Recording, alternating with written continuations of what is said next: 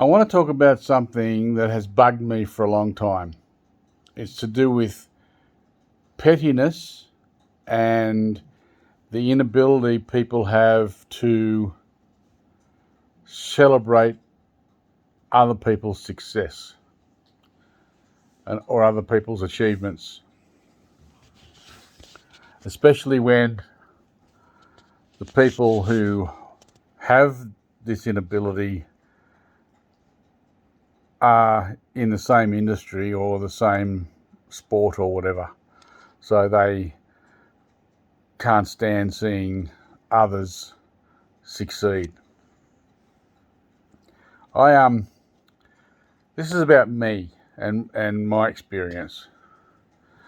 I started racing cars in 1983. Small time stuff, just small time local dirt track stuff.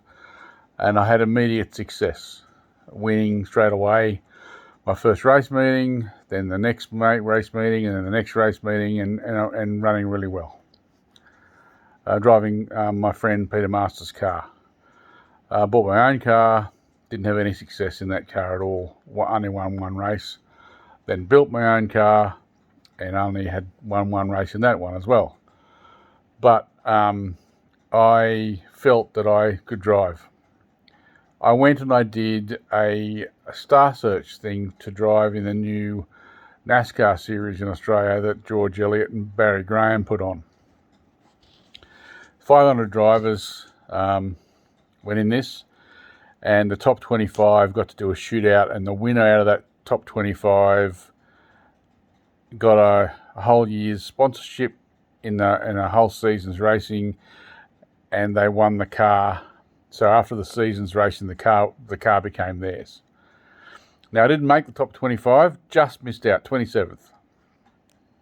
But obviously did quite well, 500 people, and I came 27th.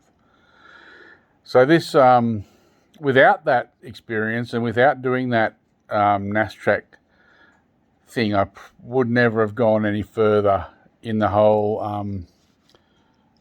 Australian NASCAR thing. But because I ran well, that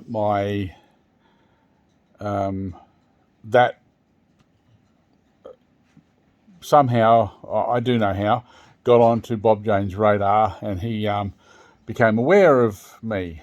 He was on the lookout for people who ran well in NASTRAC and didn't necessarily get through, who displayed good driving. Obviously, we were all inexperienced at racing on a track like that in bitumen in Australia. Bob Jane then invited me down to Melbourne to look at a race car. He wanted me to drive in the Christmas Cup that was coming up. The car was $76,000. It was a Pontiac Grand Prix. It was ready to race. Everything was there. And it was very exciting because he was offered to finance me straight into the car. I just bought a house a couple of years earlier for not much more than that. So the thought of getting in debt for $76,000 for a race car was a little terrifying, even though the deal was that I could pay it off through prize money from racing. After going down there and seeing Bob and looking at the car and getting very excited, I decided against that route. I thought it was a lot.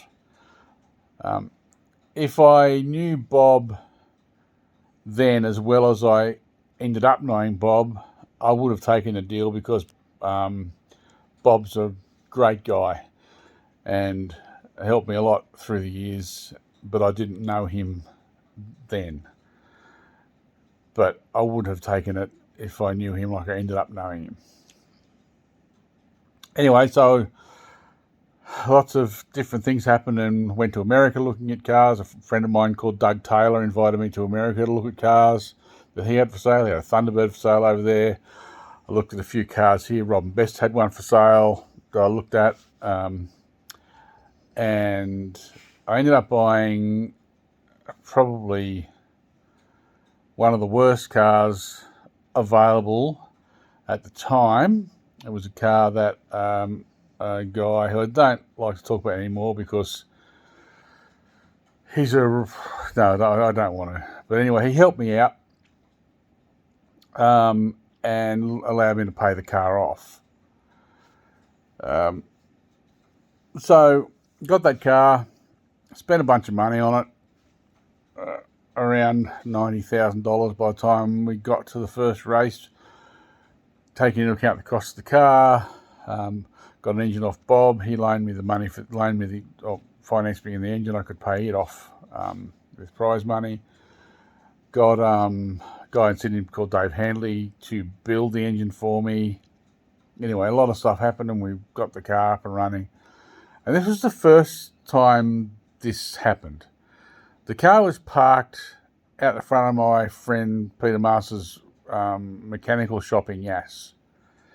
And we were working on getting this car ready for the race in October. This was in 1991. Now,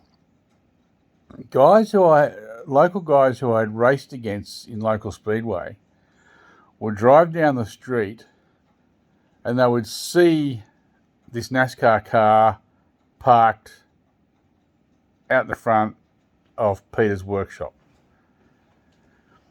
Now that's interesting for anyone who races cars, especially people who come from a speedway background. But because it was mine, and because I was someone who had raced with them, they couldn't show any interest in it.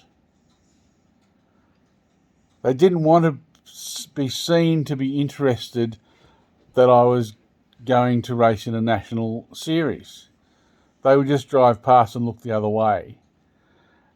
And I thought it was really petty that I can still see the faces of a couple of guys who drove straight past and looked the other way because they just did not want to seem interested in what was happening with this car and me. So after that, we got the car ready, went down and had the first race. The first race was the 13th of October 1990. Coincidentally, it was the biggest crowd that NASCAR Australia had ever had. We had 56,000 people for the race, 34 or 30 something thousand people for the practice and qualifying on the Saturday. It was a huge event. American Rodney Combs, short track legend, was driving a brand new Denzel Mead owned car and he won the race. I got lapped, but I still came home. Well, I'll tell you this, but I'm not trying to make it bigger than it was.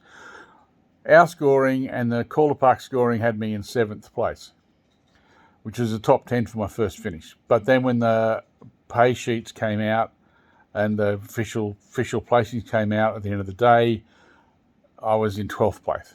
Still happy as Larry that I was in 12th place.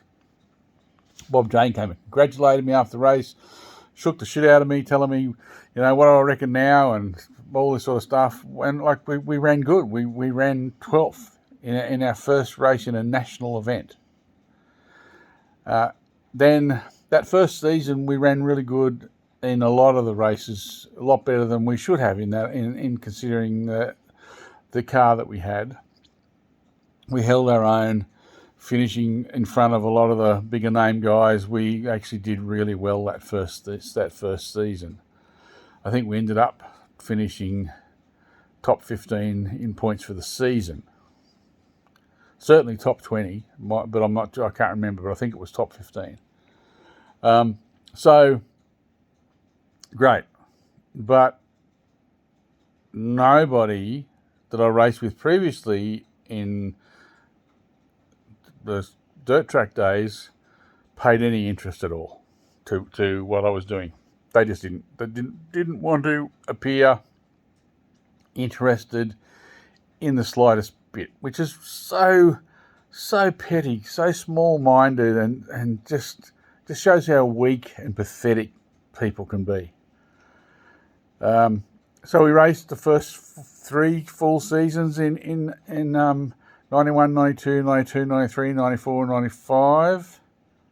And the last year or so was difficult because the cars changed. We went to radial tyres, had a bigger wing, and went to 18-degree engines and all this sort of stuff, and front steer cars and all that. And I just couldn't compete with the newer technology and how much faster the cars were going.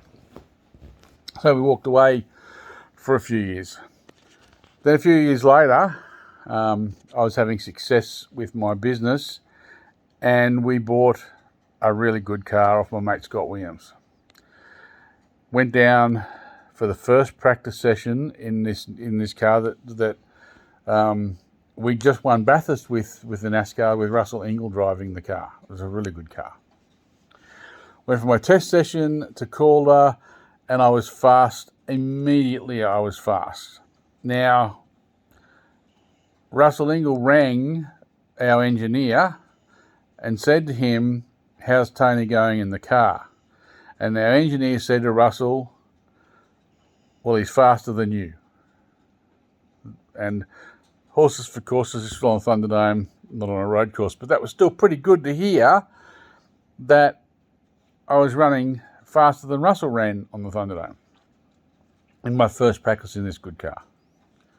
So we started racing, and we raced. First race we had on the road course was the Grand Prix in Melbourne, ran shithouse. Second race was Barbagallo, Western Australia, ran okay. We were holding our own and ran off the track in the sand a couple of times and sort of stuffed things up. But you could see there was potential in my driving and the car to do well in this type of racing, which sort of hurt me a bit because I only wanted to be successful in oval track racing, but I never really had that. But it looks like we're going to be successful in circuit racing. Over the next few months, of developing the car, and because I've been and had lessons off Jim Richards in circuit racing prior to this, so I had the clue. And my whole thing was all about learning. I always wanted to learn. I wanted to go to school about being a race car driver. I wanted to learn my craft. I knew I had a good ass, but I wanted to learn my craft. I wanted to really find out about driving and how to drive cars well, which is something that when you're driving at local speedway, you don't do. You're just there, and no matter how good you think you are, you're at the bottom rung of motorsport. Just a fact. And unless you go out and race at a national level and hone your craft and go to school, you are never going to be any good, and some people aren't anyway. But anyway, we started doing well, and we won, got a couple of poles, won a couple of races. One in particular that we won was at Queensland International Raceway. I won the pole, beating Andrew Madecki, who everyone knows is a gun at circuit racing. He said to me after qualifying that he left nothing out there. And I'll tell you how fair we were, because qualifying was like an hour session. I was on pole, and Andrew was still trying to beat me off pole, and he got to put a new set of tyres on his car. I parked my car on the track behind Andrew when he put the new tyres on, and I let him go out to try and beat me. I could have gone out and followed him, sat on his ass and put him off. But I let him go out there and do a couple of laps to try and beat my time without any interference. Not many people would do that, but that's what we did. He didn't beat my time. If he had, I was going to go then and try and beat it, but he didn't. And after the qualifying, he said to me, I left nothing out there. That's the best lap we had in me and the car. I left nothing out there. You won. You've got pole fair and square, which was great for him to come and acknowledge that I beat him. I fair and square beat one of the best circuit racing guys in Australia, who was also driving a really good car. Then I went and won one of the races, beating him again. And he said to me after the race, he said, "You're the best. You're the best out here." Obviously, not including him, but he said, "You're the best out here." So, we won a handful of races, won a handful of poles, done really, really well. Lots of publicity, lots of television exposure, lots of magazines writing stories, blah blah blah. But the only people who ever congratulated me, people I knew from local people, were just friends and family and people off the street who saw it on television.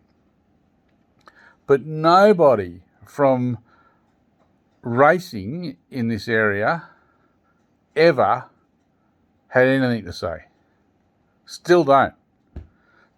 They can't stand the fact that this yobbo from Bowning went and won on a national level, something that none of them ever achieved. And they hate it. They won't admit it. They won't say, "Really enjoyed watching you race when you were racing, you did really well, blah, blah, blah." They won't congratulate me. They'll never say a word about it. And it's actually the opposite. They'd rather put it down and say, ignore it, like say I did nothing. Or there was a reason why that happened, or there's a reason why he won, or this or that, or whatever. They just can't say, good on him. Jesus, that was great to see that someone from Yass, someone who raced in our local division, someone who was a part of our local car club, went and won at a national level multiple times, racing against some of the best drivers. I raced against Jim Richards, Alan Grice, Andrew Madecki, Barry Graham, Max Dumsney, George Elliott. I raced against some of the best drivers in Australia and held my own. I don't care if you think in your head I was any good or not. I was never a huge star. I'm never going to be a legend of motorsport. I'm never going to be someone that is held up in high esteem. But I won the respect of people who matter. John Sidney said to me once, if you were driving my cars, you would win every weekend. He said to me that my corner entry into Turn 1 at the Thunderdome was the best he'd ever seen. Barry Graham always said that I had a lot more to offer than I was able to. I got respect. Andrew Madecki always praised me. Bob Jane always praised me. I got respect from the people who mattered.